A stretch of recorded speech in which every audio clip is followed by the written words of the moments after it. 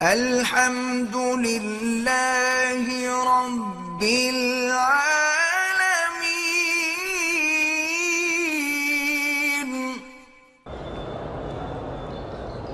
صبح کی نماز کے بعد طواف کیا، پھر ہوٹل چلے گئے۔ اب نماز 2 رکعت جو ہے وہ سورج نکلنے کے بعد پڑھیں، چاہے ہوٹل میں پڑھیں وہ تب بھی جائز ہے۔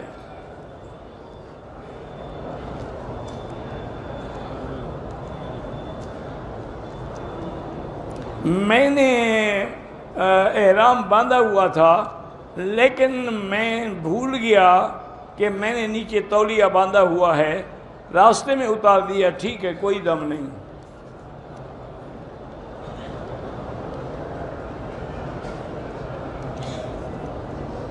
صحابہ نے 4 صحابہ سے بیعت کیا، کس موقع پر؟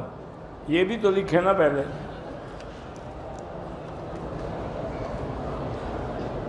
میری بیوی سے جھگڑا ہے، وہ اس کے گھر والے واپس نہیں بھیج رہے، تو آپ وہی 2 رکعت پڑھ کے دعا کیا کریں، اللہ رحم کریں گے۔ نوح علیہ السلام کے بیٹے کو غرق کر دیا، لیکن آدر کے بیٹے کو نبی بنا۔ تو نوح علیہ السلام کا بیٹا کافر تھا، آدر کا بیٹا تو خلیل اللہ تھا۔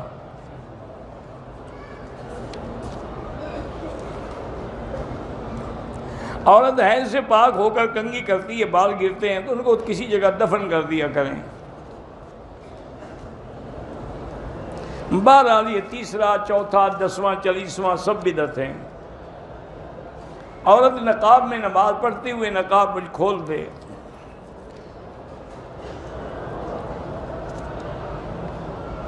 یہ پہلے آپ نے لکھا ہے تولیہ پہنا ہوا تھا، آپ نے اتار دیا، بس وہی سوال پھر دوسری دفعہ آ گیا۔ عورت جراب کے بغیر بھی نماز پڑھ سکتی ہے؟ ہاں جی، پڑھ سکتی ہے۔ عورت جراب پہن کے عمرہ کر سکتی ہے؟ ہاں، کر سکتی ہے۔ ایک شخص کا نکاح ہوا ہے لیکن رخصتی نہیں ہوئی، تو کیا وہ دونوں کٹھے چل سکتے ہیں؟ بالکل، نکاح ہو گیا، اس کی بیوی ہے، رخصتی تو ایک رواج ہے نا۔ بہرحال جیلانہ سے بھی عمرہ ہے، مسجد عائشہ سے بھی ہے، سب کا ثواب ہے، اللہ قبول فرمائے۔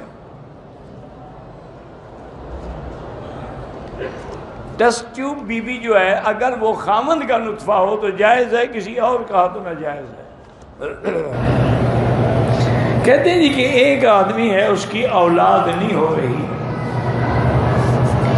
آج کل ایک طریقہ ہے کہ ڈاکٹر جو ہیں وہ مادہ لے کر انجیکشن کے ذریعے رحم میں پہنچاتے ہیں۔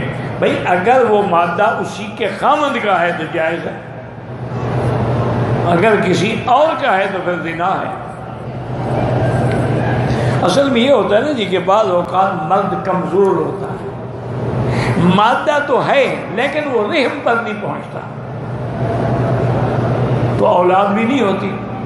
تو اب ڈاکٹر ان کو لے کر وہ اسپیشل اس قسم کے انجیکشن بنے ہوتے ہیں، اس کے ذریعے وہ رحم کے اندر دونوں مادے اکٹھے کر کے ڈال دیتے ہیں، تو اللہ کو منظور ہو تو حمل ہو جاتا ہے۔ تو بہرحال ایک بات یاد رکھیں، اگر دونوں مادے جو ہیں وہ میاں بیوی کے ہیں تو جائز ہے، کسی غیر کا ہے تو حرام۔ بی بی ٹیسٹ ٹیوب رکھوانا جائز ہے، بہرحال اگر اس میں مادہ خامند کا ہو پھر جائز ہے، اگر کسی دوسرے مرد کا ہو تو پھر حرام ہے۔